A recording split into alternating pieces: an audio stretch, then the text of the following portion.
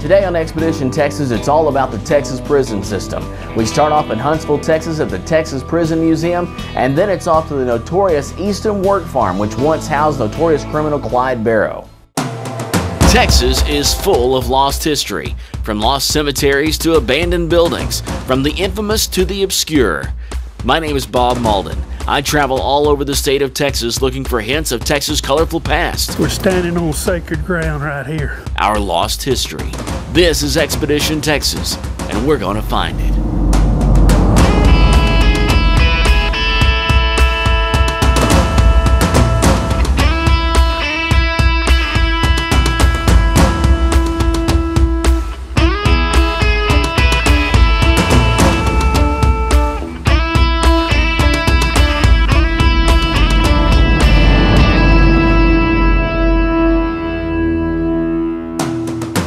Talking about the history of the Texas prison system, there's only one place to be, the Texas Prison Museum. And we were about to get a tour, but before we did, we had to find out just exactly where it all started.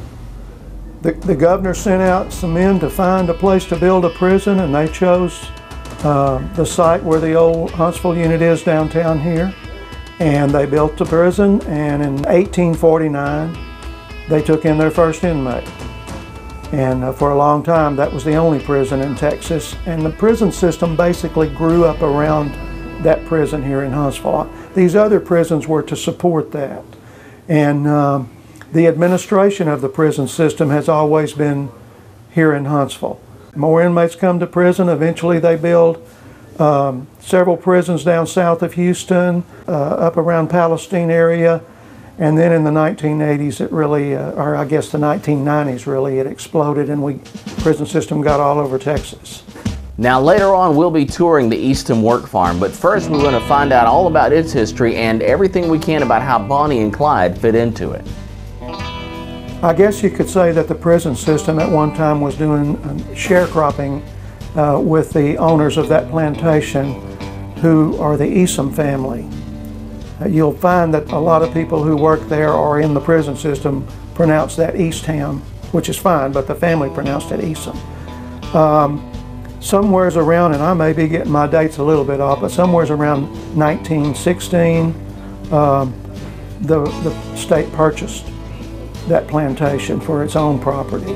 And the old white building, which is mostly still there but not used, was the first prison there, along with a couple of buildings that were also made out of wood.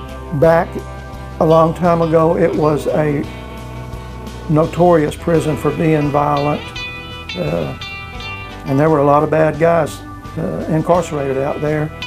And I guess we're talking about Clyde Barrow, and so he winds up out there and hardens up, I think, pretty much while he's out there from the conditions in that prison, and vowed that when he got out he would come back and raid that prison, and he did.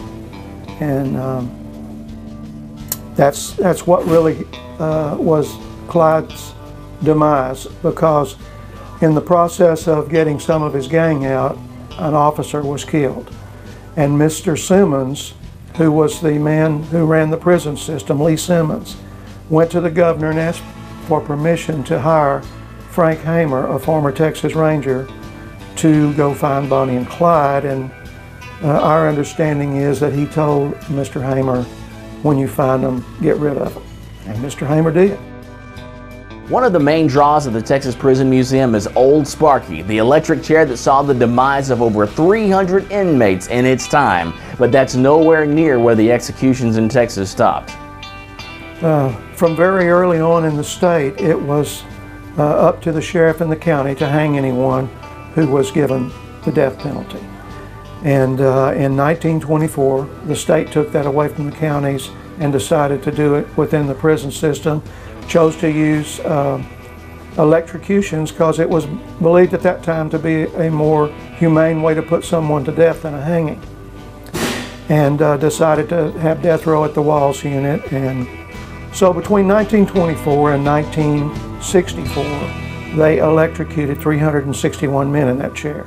Coming up, we tour the Texas Prison Museum and get a first-hand look at the actual chair used in over 300 Texas executions.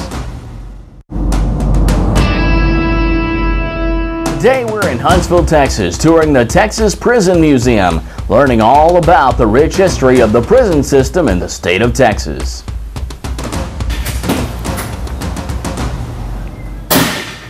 Hi, are you Jim?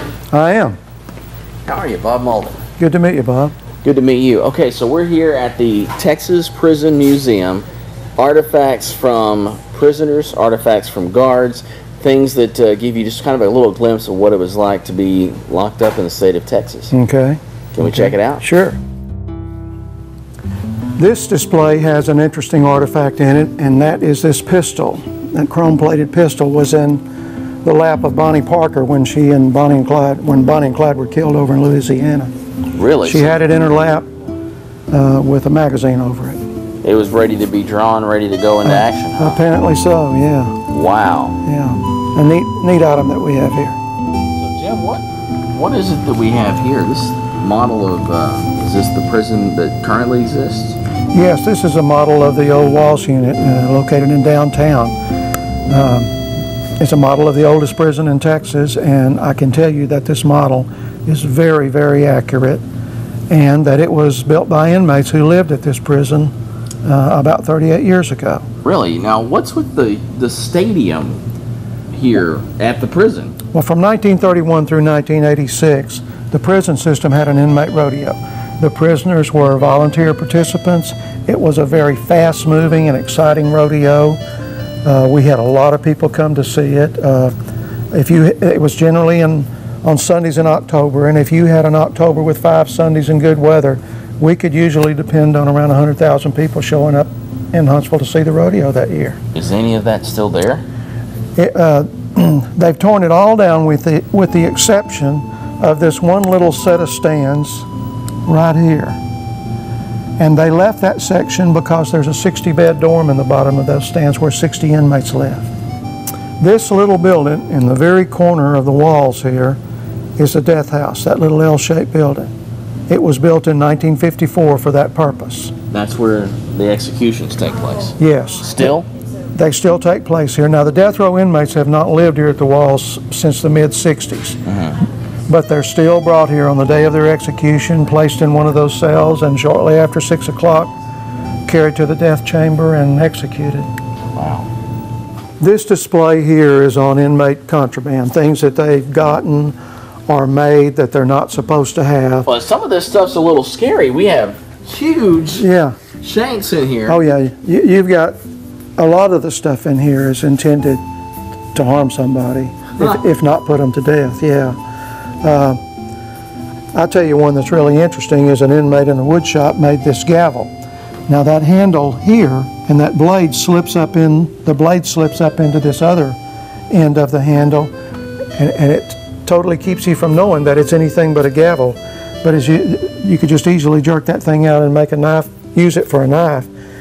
That blade is made out of a carpenter's square, and I'll assure you if it hit a bone, it is not going to bend. Yeah. And Bob, here we have old Sparky, the Texas electric chair that was used between 1924 and 1964. I don't have to ask where old Sparky got his name. No. Because I imagine sparks would fly when this would happen. And when did you say we quit using old Sparky? We stopped using it in 1964. Okay. Now, how would something like this work? I mean, we've seen in the movies electric chairs. What happened when a prisoner met his fate in old Sparky? Well, the inmate's head would be shaved, the top of his head, and his left ankle. Okay. Because when he got in the chair and they strapped him in, the metal piece up here on top of the head went on that bare spot, and then there's another one that hooks up to the left ankle down here. The wiring, you also have to go with it into 2 other rooms. One room has the generator, and the other one has the electrical switches with it. And so in this case, and this is set up to look exactly like it did at the death chamber at the Walsh Unit. Behind that wall there, you had the executioner, and he could see through that glass to know when he was supposed to do what he was supposed to do.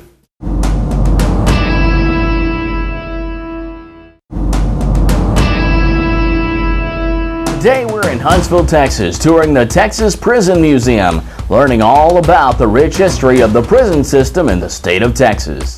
Now, Jim, I understand that there's a cemetery here close where prisoners, some who met their fate in this very chair, are buried. Yes. Can we go see that? You sure can. We can go right now. All right, let's go. So this is the Captain Joe Bird Cemetery, and we're walking among hundreds of graves right now. These would be people who were either executed or just died in prison and no one claimed the body. Exactly. Yeah. Well, I tell you what, this has been very interesting. We're headed on to see the Eastham Unit now. Okay. Excited about that because now we're going to walk in and be inside the walls of one of these prisons. Yeah. And we thank you so much for your knowledge and for showing us around the museum and out here at the cemetery. Well, you're sure welcome. Thank you so much, Jim. Yes, sir. We've just toured the Texas Prison Museum and learned all about the history of the Texas prison system. Now it's time to enter the walls of an abandoned prison that's notorious for once being the home of Clyde Barrow. So we pulled up to the Easton Work Farm, which is this massive structure that's out in the middle of a farm, literally. And I kept thinking to myself, if these walls could talk, if these walls could talk, had no idea what I was in for when we got inside. Right now we're at the old camp, which is at the Eastham Prison Unit. The old camp originally was built in 1917, and it held offenders here at the Eastham Prison Farm. It held several hundred offenders. This was kind of the last stop for offenders. It was one of the first maximum security penitentiaries. The hardest of the hard would come here. The surroundings here at Eastham have not changed much over the years. The prison is one of our main cultural hubs. Back in the early 1900s, offenders would have gone out and worked the fields. And that's exactly what Clyde Barrow and Floyd Hamilton did. Correctional officers would have been on horseback. They would have observed the offenders working, clearing brush, working the fields, and they would have been armed.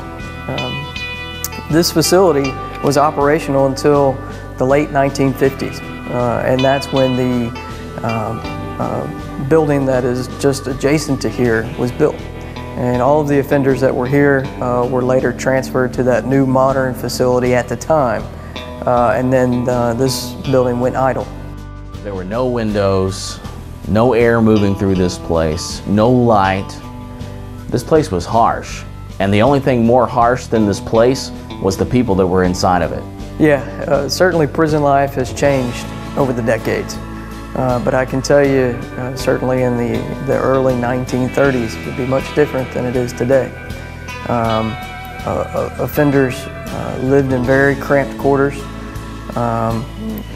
You had building tenders. These were offenders that essentially would run the place. If someone were to get out of line, then they would be put in line. So certainly a different time, a different era, but the old camp certainly was a last stop for offenders and housed those hardened offenders that had disciplinary issues. Jason Clark, good to meet you. Good to meet you. So this is the Eastham Prison Unit. This is it. You ready to check it out? Yeah, man, let's check it out. All right, come on. This main area here would be a dormitory style setting. So if you can imagine, there would be some bars through here, but then back over here is going to be a lot of beds, bunk beds, if you will.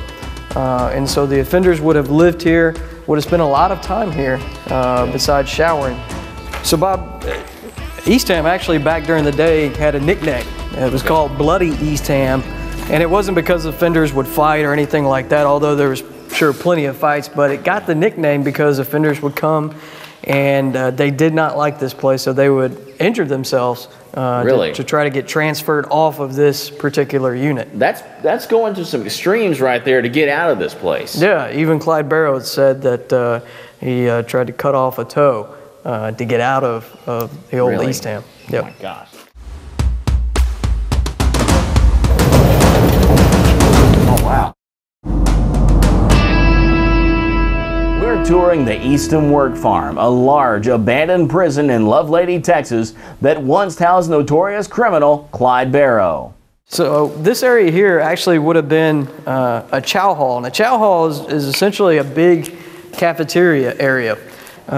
We use it now for storage, and up above we use it for training. But the walls and everything else are original. We're looking at, like, you know, pretty solid formed concrete, right? Right. Yeah. Walls and even the ceiling is all concrete. Yeah. Who built this? It would have been made by inmate labor. Really? So they built the walls that they were later confined to. Absolutely. This coming up is the sally port. So a sally port is where offenders coming into the prison would be brought in. Right. So either by car, by wagon, whatever the mode of transportation is, this would be the first stop. You know, offenders, they're going to come in and get clothes. Clothes back in that time, pinstripes, which would have kind of designated what type of offender you were. Okay. If you had a completely white uniform, that means that you were well behaved. Offenders that had the stripes from the side to side had some issues. And then offenders that had the stripes up and down were not well behaved at all. Wow. And so I never knew the stripes had a purpose. They did. If you notice right here, this would have been where the bars would have been that actually separated the offender population from the rest of the unit. Okay. So this would have been a secured area, and this hallway would have been a secured area. So offenders would not have been able to get into this area. And it actually leads to something pretty interesting, and we'll be able to show you a little bit more to where it goes in a second.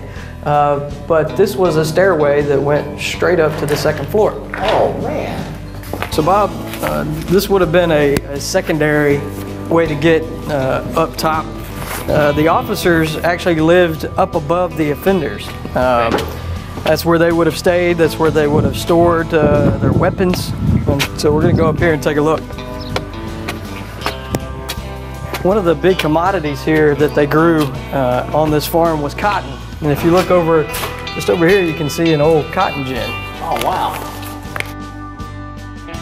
So in 2005, this area was remodeled to make it look like a more modern day cell block. So this is what a modern day cell would look like. It's not the traditional bars that you normally see. It's a steel door. Okay. Has 2 windows here, and then this is called the food slot. Okay. So this door would be closed. Offenders would receive their food through there. They can also put their hands out to be handcuffed as well. Really? So they take care of that, handcuffing them out here before they ever open the door to, yes, to let them out?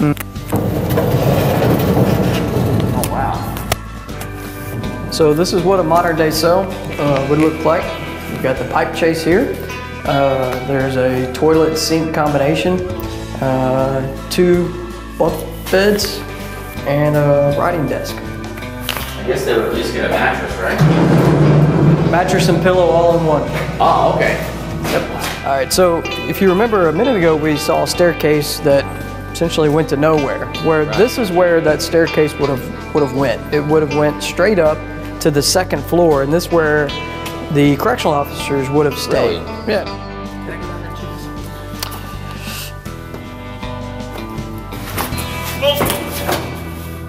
So things have changed a lot in the Texas prison system. From where we're at now here at Eastham to what is now just about half a mile away over here adjacent to this building. Things were definitely a lot more on the rough side when you were incarcerated back in the Bonnie and Clyde days. Absolutely.